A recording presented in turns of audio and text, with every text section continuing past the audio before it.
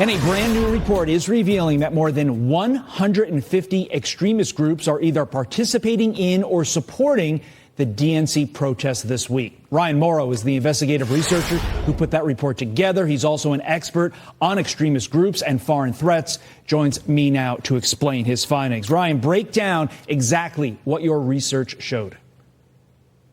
Sure. So we looked at every group that we could find that is publicly involved in these protests, and altogether we found over 150, almost 160 of the groups are actually extremist groups. And by extremists, what I mean is they are groups that support Hamas or another foreign terrorist organization, or they support acts of terrorism like the October 7th attacks, or they support a revolution in the United States for the sake of communism or anarchism. So really extreme stuff.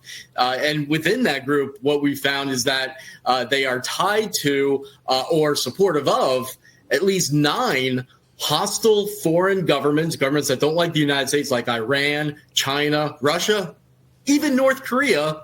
And they also support or are tied to almost 20 different foreign terrorist organizations. So this is an extreme bunch. So to be clear, what you're saying is some of our major enemies, North Korea, Iran, China, they could be funding, I should say, these groups either directly or indirectly.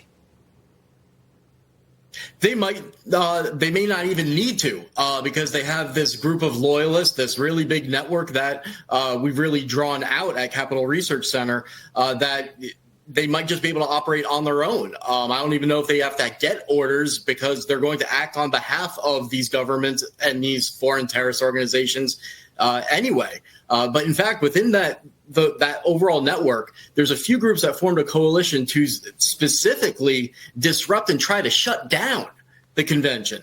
And one of the groups, Samadoun, that's in that coalition is directly tied to an Iran-backed communist terrorist group called the Popular Front for the Liberation of Palestine. I mean, like, the leader of it is also part of the leadership of that terrorist group. So direct terrorist ties there to those that are trying to shut this thing down. At the end of the day, I do not imagine all, or quite frankly, any of these protesters and the groups that they are aligned with are going to be voting for Donald J. Trump. So what is their ultimate goal in protesting the DNC? This is a mafia-style shakedown. What they are saying to the Democrats is, well, first of all, they're lying. They're saying, we are a part of your base. We've been your loyal voters. They haven't been. Most of them have hated the Democrats because they're so in the extreme direction. They've hated them for a long time. But anyway, they say, we're your voters. You've lost us by not listening to us. And because you will not give in to our demands, we might not vote for you.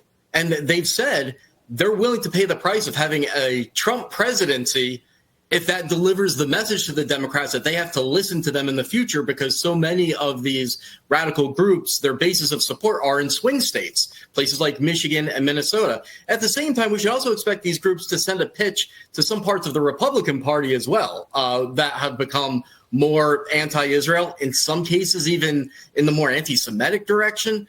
So basically what this is a plot to hijack our political process, to say to both political parties, we decide who wins presidential elections, so which of you are going to make us happy? Okay, and with that as the lead-in, what is their ultimate endgame, not just for the election in 2024, but for the far future? What is their endgame, Ryan? Well, this is an alliance of Islamic extremists and communists, Marxists, and anarchists. All these groups, they worked together before, but I haven't seen them quite fuse together like we're seeing right now. And the vast majority of them support Hamas. So what's their agenda? To make the United States essentially not a factor in world affairs, because that benefits the foreign governments that they support. It benefits the Hamas and groups like that. But they also do have ambitions within the United States. They're very open about the fact that they want to, as they put it, dismantle the system. And many of them have advocated or even participated in violence on American soil, economic sabotage, advocating the attacks on police. In many cases, these groups are basically terrorists themselves. That is all terrifying. And it's all going to take place on our screens. beginning in the next couple hours if it's not already begun already. Ryan Morrow, really insightful stuff, frightening, but insightful. Thank you, sir. Thank you. All right, day one of the DNC comes after